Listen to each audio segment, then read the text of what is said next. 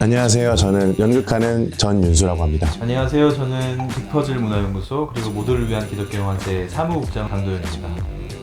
안녕하세요. 영화평론가 최은입니다. 모두를 위한 기독교 영화제 부집행위원장과 수석 프로그래머를 겸하고 있습니다.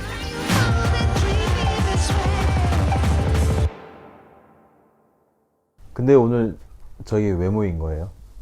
사실은 제가 갖고 있는 어떤 고민들을 선배님들과 함께 같이 좀 얘기를 나눠볼 수 있는 그런 장이 좀 필요해서, 그래서 제가 두 분을 이렇게 편안한 곳으로 초대를 해드렸어요. 많이 편안하네요. 고민도 좀 말씀을 드리고 거기에 대해서 같이 좀 얘기도 나눠보면, 사실 두 분이 저보다는 당연히 선배이시니까. 아주 조금 선배예요. 다 동년배니까 저희끼리. 그래서 제가 편하게 모셨고요. 제가 써온 거를 한번 간단하게 읽어보겠습니다. 일단 저는 2015년부터 연극을 하고 있는 한 젊은이입니다. 그리고 저는 세례받은 지 딱 반년 된, 정말 얼마 안 된 크리스찬이고요. 근데 크리스찬이 되면서는 전에 어떤 고민들이 이제 생기기 시작하더라고요. 그 고민이 바로 이 대중매체 속에서 묘사되는 기독교에 대한 것입니다. 제가 기독교를 알기 전에는 사실 그런 묘사들에 대해서 당연히 뭐 기독교는 저런 것이야 하고 같이 웃고 그런 사회적인 이미지에 대해서 같이 공감을 했거든요. 대중매체 속에서 여전히 희화화되고 있는 기독교에 대해서 마냥 웃으면서 전처럼 맞아 기독교는 저렇지라고 할 수 없더라고요. 제가 앞으로도 영화나 드라마에서도 계속 연기를 하고 싶은데 이걸 내가 진짜 어떻게 해나가야 되고 또 어떤 것을 해야 되나가 굉장히 고민이 많이 되더라고요. 대중매체를 잘 알고 계신 선배님들, 또 믿음의 선배님들과 함께 같이 이야기를 나눠보면 뭔가가 선명해질 수도, 지금 내가 어디쯤 와 있는 건지도 알 수 있을까라는 생각에 이렇게 같이 한번 말씀을 나눠보려고. 요즘의 기독교가 대중매체에 다뤄지는 그 이미지에 대해서 얘기를 하고 싶으신 거죠? 네. 대개는 부정적인 이미지니까. 맞아요. 그죠? 네. 어떤가요? 어제 오늘 얘기는 아니잖아요. 그죠? 어제 오늘 얘기는 아닌데 사실 항상 이래왔던 건 아닌 것 같아요. 60년대, 70년대에도 기독교 영화라고 할 만한 것들이 있었던 것 같아요. 예를 들어서 유연목 감독님이 만드셨던 순교자라는 원작이 있고요. 우리나라 영화사를 보면은 단골 소재 목사님들이 계시거든요. 주기철 목사님하고 손양원 목사님.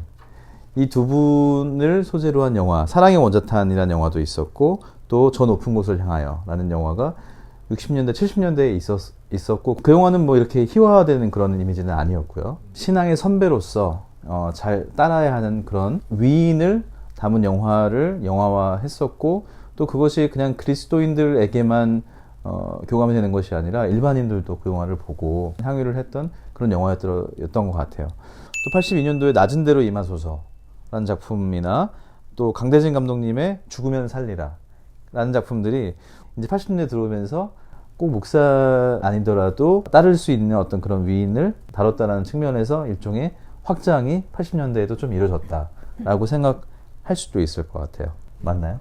70년대, 80년대 아까 말씀드렸던 전면적인 이제 기독교 영화가 등장하기 시작하는데, 근데 목사님들 선행의 이야기나 뭐 이런 것뿐만 아니라 건달이 회심하는 이야기도 막 만들어져요. 긍정적인 이미지인 것 같잖아요. 그런 영화를 기억하시는 분들이 요즘 기독교는 영화에서 왜 그렇게 다뤄져? 너무 악의적인 거 아니야? 라고 기독교인들은 거기에 또 막 상처를 받거든요.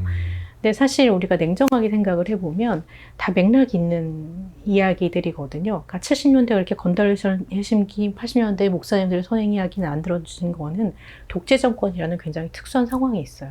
대중들을 순환시켜야 될 어떤 목적이 있는 거죠. 그러니까 한 편의 영화가 만들어지는 거는 단지 그냥 사람들이 기독교에 대해서 되게 호의적이다 아니면 악의적이다 이게 문제가 아니라 그걸 대중들이 어떻게 받아들여질 것인가에 대한 고민이 있는 거거든요.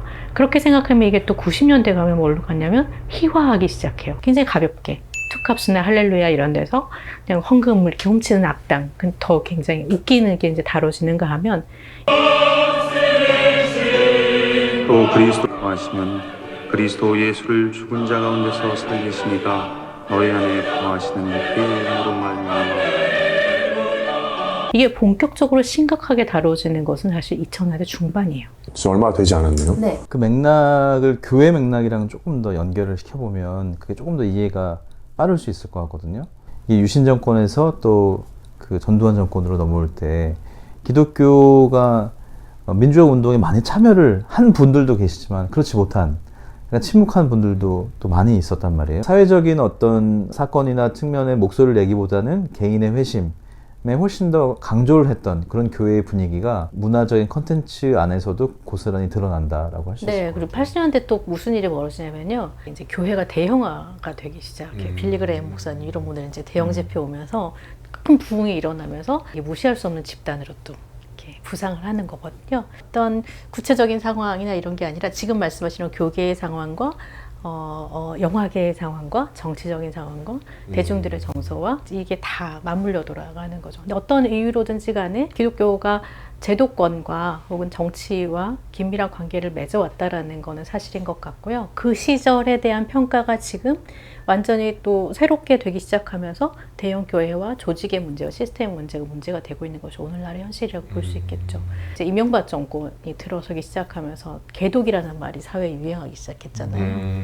그러면서 2008년도 요쯤에서 많은 사람들이 질문하기 시작했어요. 기독교가 왜 영화 속에서 그렇게 다루어지는지에 대해서 우리 생각을 해보자라고 생각하고 대개는 화를 냈죠. 근데 이제 이때 우리만 미워해? 네. 그리고 이때 영화 속에서 주로 다루어지던 것들이 이제 사실은 그 범죄 영화들에서 다루는 기독교, 그러니까 악당인데 심지어 교회 다녀. 맞아요. 이러면 더 나빠지는 맞아요, 거잖아요. 이게 이제 약간 클리셰처럼, 그러니까 상투적인 어떤 표현처럼 사용이 되던 그런 시기가 있었고, 그놈 목소리, 뭐 파괴된 사나이, 오로라 공주, 뭐 이런 범죄 영화 쭉 나오던 시절이 있었잖아요. 근데 그 유행처럼 번지기 시작했던 대사는 너나 잘하세요.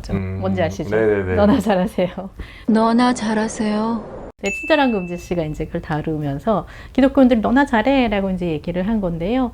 사실 굉장히 많이 생각할 거리를 던져주는 대사였어요. 그래서 그때 이제 표면화돼서 더 많은 사람들이 이제 기독교에 대한 문제의식 혹은 영화에서 재현되는 것에 대한 문제의식을 제기하기 시작했고요. 그러니까 위선이나 무력감이 이제 그 당시에 지배적인 정서였거든요. 그러니까 왜 이렇게 기독교인들이 위선적이냐? 악한데 심지어 착한 척해. 그러니까 더 나쁜 거야. 라고 얘기하는 게 하나의 측면이 있다면, 또 하나는 그놈 목소리 같은 경우가 대표적인데 아이가 없어지고 고통을 당하고 있는데 기독교는 너무 무력한 거죠. 이게 밀양이라는 영화도 대표적으로 네네네. 그렇잖아요. 무력한 기독교. 이거는 사실은 절망의 표현이거든요. 뭐 비난이나 비웃음이 아니라 절망적으로 무력함을 표현하는 방식이라든지. 근데 최근에 와서는 이게 저는 기독교는 아예 악이라고 규정하는 그런 영화들이 만들어진 것 같아요. 로마서 8장 37절이라든지 독전이라든지, 위선은 나쁜데 착한 척하니까 나쁘다라고 한다면 이건 이제 악이라고 표현하는 건 악의 근원이라는 거죠. 근데 이 안에 한국 사회의 모든 문제가 기독교 안에 그대로 들어가 있는 것에 대한 어떤 자각 혹은 비판, 이게 이제 들어가 있는 것 같고요. 근데 최근에 이제 오게 되면 고통을 더하는 방식의, 그러니까 혐오 세력으로서의 기독교가 또 재현되고 있는 것들이 있죠. 정리하자면 이래요.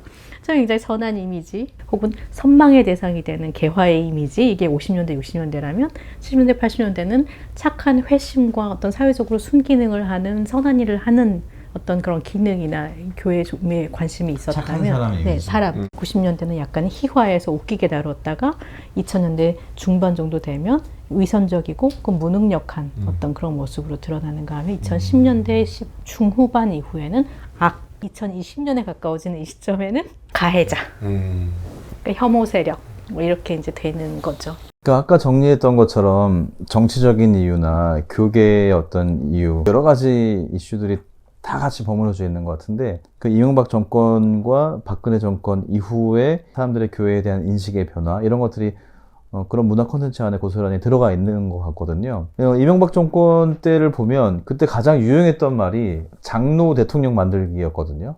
그러니까 장로님을 대통령으로 만들어서 승리하는 예수님을 온 세상에 이렇게 퍼뜨리자, 뭐 이런 식의. 이전에 그 유명한 말 있잖아요. 서울시를 그리스도께 네, 바치는. 바칩니다. 예, 우리가 그거 재물이냐, 가지고 막 이제 이렇게 비난받죠. 문제가 일어나니까. 제가 생각할 때 이명박 정권이나 그 정권을 밀었던 상당히 많은 그리스도인들이 가장 추구했던 거는 사실 번영. 이게 이제 되게 핵심적인 요소였거든요. 성공하는 그리스도인과 위선은 되게 같이 찰떡궁합인 것 같아요. 두 개가 잘 맞아가지고 겉으로는 되게 거룩하고 좋은 모습을 보여주는 것 같지만 사실 자기 챙길 걸 다 챙기는 그런 위선적인 그리스도인의 모습을 보여주고, 그게 이제 우리가 방금 얘기했던 그런 영화들이 잘 나와 있는 것 같고, 그 다음에 얘기했던 그 박근혜 정권 이후의 영화들에서 이제 가해자, 악의 역할을 하는 기독교의 역할 같은 거 말씀하셨는데, 특히 이제 세 가지 이슈였죠. 이슬람, 동성애, 이단 이 세 가지 이슈를 가지고 혐오와 배제를 일상화시켜버리는 그런 시대가 그 박근혜 정부 시대였기 때문에, 그리고 그 어떤 기조에 교회가 완전히 응답을 했고 일반인들이 기독교인들을 묘사할 때 그렇게 묘사하는 것이 너무 당연하다라고 느꼈을 것 같아요. 그리고 그런 부분들이 충분히 잘 반영이 된 결과가 지금 우리가 보고 있는 그런 영화들의 리스트가 잘 소개가 된 것 같아요. 아까 말씀하신 것처럼 저는 이제 거의 00년부터 이런 대중문화랑 접촉하기 되게 쉬웠다고 생각이 드는데 네. 진짜 그때 묘사된 기독교에 대한 이미지들이 정말 박혀있던 것 같기도 하고, 근데 그런 사람들 되게 많이 주변에서 봤던 것 같아요. 그런 위선적인 사람들이나 군대에서 막 후임들을 맨날 때리고 욕하고 막 폭행 일삼는 사람이 잘 때 이게 십자가 안고 자는 거 막 이런 이미지가 되게 있고 그런 건데, 근데 그런 것들이 뭐야 그런 사람이 어딨어 이런 거라기보단 진짜 이런 사람 어디에 있겠다. 그런 것들이 있는 거죠. 사실 저는 제가 이제 정말 종교를 알기 전까지는 기독교는 진짜 소통이 없네. 아니 뭐 원수도 사랑하는데 많은 이슈들에 대해서는 선을 오히려 더 긋고 더 멀리하고 진짜 배제하고 그것은 안 된다고 막 시위하고 반대로, 그런 점이 진짜 안타까운 것 같아요.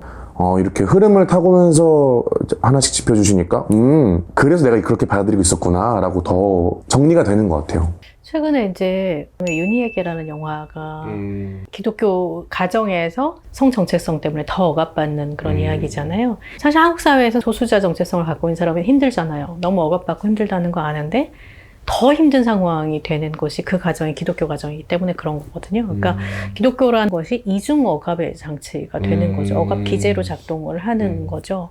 그래서 한 장면을 단적으로 예를 들자면 그냥 스쳐 지나가는 장면으로 윤희의 오빠가 사진관을 하는데 그 사진관 벽에 이제 달력이 걸려 있단 말이에요. 교회 달력이.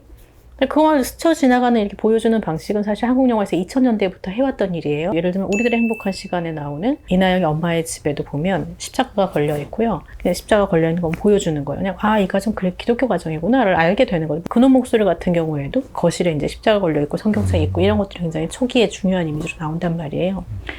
그냥 자연스럽게 표현하는 방식이에요. 이 사람들 되게 위선적이에요 라고 얘기하는 것이 우리들의 행복한 시간에 나오는 그 엄마의 모습이라면, 그놈 목소리는 또 약간 달라요. 이건 절망의 표현이거든요. 무력함이에요. 사람이 가장 절망적인 상황에서 딱 의지할 수 있는 것 두 가지, 과학수사 그리고 교회. 이거 다 필요 없고 이것도 무력했고 이것도 무력했어요. 그러니까 여러분이 도와주세요 라고 하고 마지막에 범인 목소리 들려주면서 영화가 끝나는 거거든요. 그러니까 이거 다 무력한 일이에요 라고 표현하는 것과 이 사람들 되게 위선이에요 라고 얘기하는 거 굉장히 다른 거잖아요. 네. 그러니까 똑같이 기독교 이미지를 십자가를 사용했지만 굉장히 다른 맥락이 있는 거죠. 윤희에게 같은 경우는요, 이건 또 달라요. 왜 또 다르냐면 아까 말씀드렸듯이 억압으로 작동하기 때문에 그래요. 그러니까 그냥 무기력한 것도 아니고 위선적인 것도 아니고 심지어 악해요. 왜냐하면 약자가 가장 보호받아야 될 공간이 배척의 공간이 되고 있다는 걸 보여주는 거거든요. 그러니까 사실 갈수록 되게 심각하게 근본적인 문제들에 대해서 계속 질문을 던지고 있다고 볼 수 있어요. 그래서 기독교 이미지가 사용이 됐을 때 혹은 소재로 등장을 했을 때 물어봐야 되는 거죠. 이 영화가 정말 건드리고 있는 지점이 어딘가. 거기에 따라서 우리는 다르게 답변을 해야 돼요. 예를 들면 기독교인들이 나빠요 라고 얘기하면 맞아요, 그런 사람들이 있어요, 우리가 잘못했어요 라고 얘기해야 되는 부분들이 있는 거예요. 기독교 교회 조직으로서의 문제가 될 수가 있어요. 아니면 정말 미량 같은 영화는 구원과 죄에 대해서 질문을 하거든요. 이건 정말 성실하게 답해줘야 돼요. 맞아요. 우리가 믿는 복음이 어떤 거다, 왜 죄와 용서는 이런 의미가 있어요. 그걸 받아들이고 안 받아들이고는 그분들의 결정이지만 기독교인들에게 최소한 질문을 던지고 있는 거예요. 너네가 믿는 용서는 왜 이래? 라고 물어보면 우리가 믿는 용서는 이런 거예요 라고 얘기해 줄 수 있는 굉장히 좋은 기회거든요. 맞아요. 이 영화가 이미지를 똑같이 사용했다고 해서 또 그런 이미지 사용했어, 이게 아닌 거죠. 물어봐야 되는 거예요. 정말 진지하게 어떤 부분을 건드리고 있는가. 그리고 그 부분에 대한 맞는 답을 해야 되는 거죠.